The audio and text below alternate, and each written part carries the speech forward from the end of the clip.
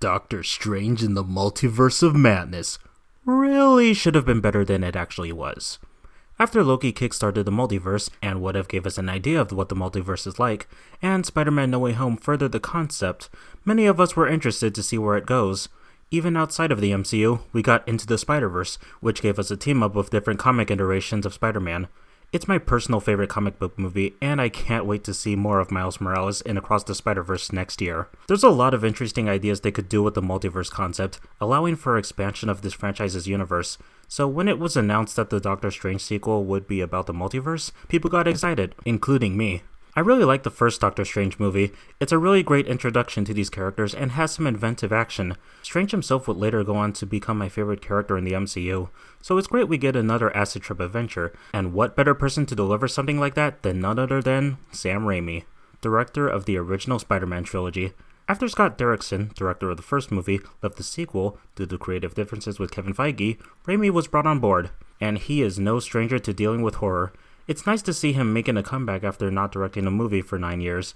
I wonder what the last one he directed was. Oh, okay. I see why he took a break. I was really interested in seeing what Raimi and the rest of the MCU crew would give us in the Multiverse of Madness, and they really gave us something.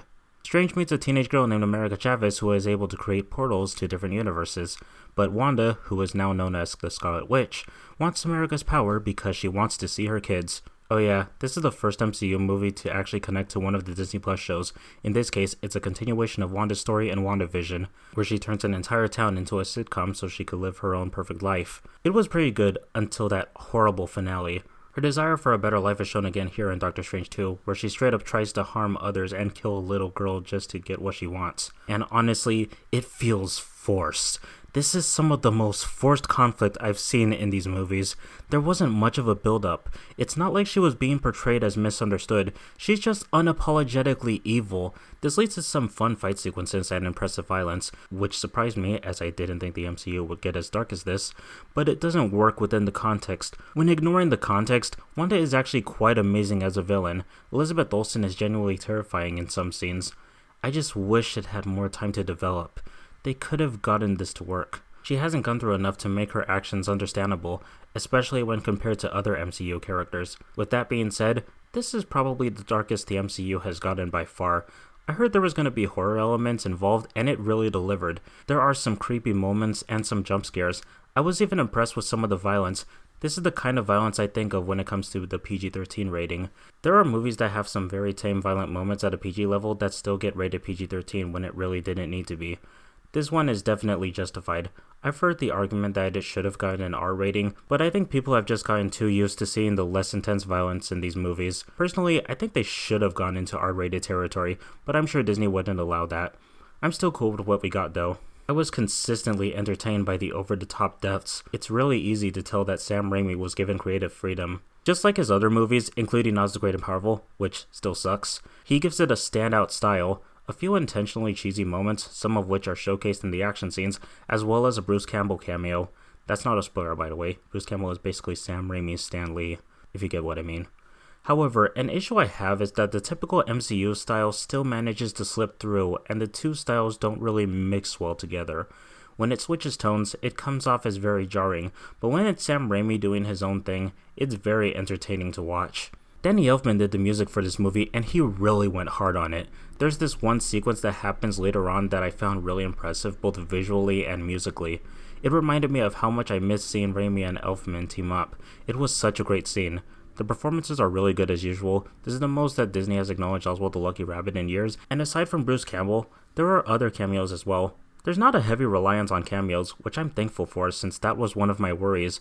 As shown in No Way Home, it's possible to have fan service moments while still keeping a focus on the story, and that is the case with Multiverse of Madness. The cameos are only there to serve a specific purpose, and they move on once they're not needed anymore. The movie isn't about them, so it doesn't matter. The screen time for these characters definitely wasn't wasted.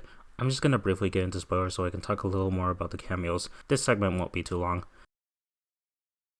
I was so happy to see John Krasinski as Reed Richards from the Fantastic Four. I know many people have been hoping to see him in this role, so it was quite a surprise. It was also nice seeing Captain Carter, who I thought was better than she was in the What If series, and seeing Patrick Stewart appear as Professor X was really cool. Wanda killing off the Illuminati members caught me off guard, but in a good way.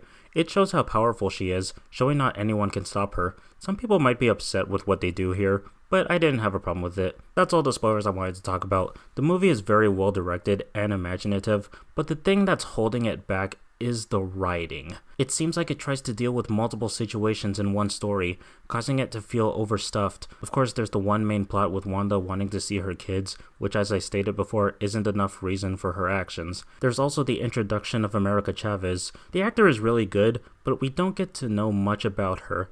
We find out about her backstory involving her two mothers, but it's never brought up again, because God forbid we have more than a few seconds of LGBT representation. Real talk, I thought America was going to be the worst part of the movie, but she wasn't nearly as bad as I was worried about. She has some good moments, but I really wanted to like her more. The arc that Strange goes through was fine, but not needed. I'm at least glad Rachel McAdams finally got to do something.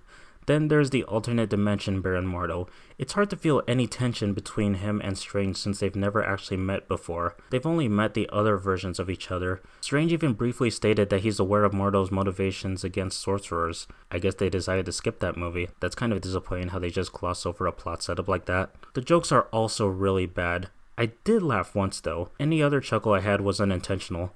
The CGI looks really bad compared to other MCU movies. The biggest disappointment, however, is the handling of the multiverse concept. They barely do anything with it.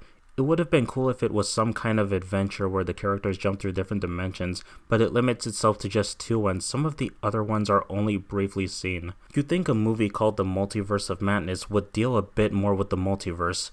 What's especially disappointing is this came out in the same year as Everything Everywhere All at Once, a movie that does the multiverse concept so much better. I already knew going in that Doctor Strange 2 wouldn't be nearly as good of a movie since Everything All at Once is one of the best movies of all time. It doesn't hold back on the insanity of its concept. It takes us to different worlds in fun and creative ways while also still having heart to it. I don't remember the last time I enjoyed a movie as much as I enjoyed this one.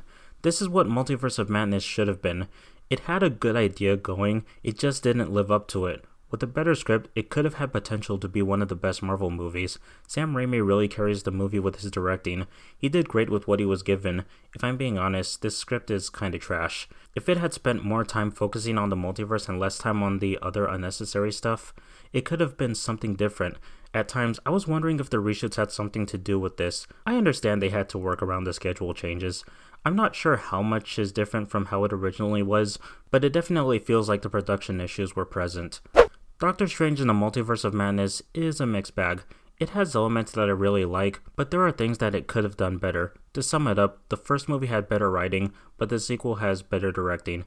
If they make a third movie, then I hope they combine these two strengths to create something spectacular. I wouldn't hold my breath though. I still think this is worth watching for Sam Raimi's style, but if you're looking for a more coherent Doctor Strange sequel, then maybe try looking in a different universe.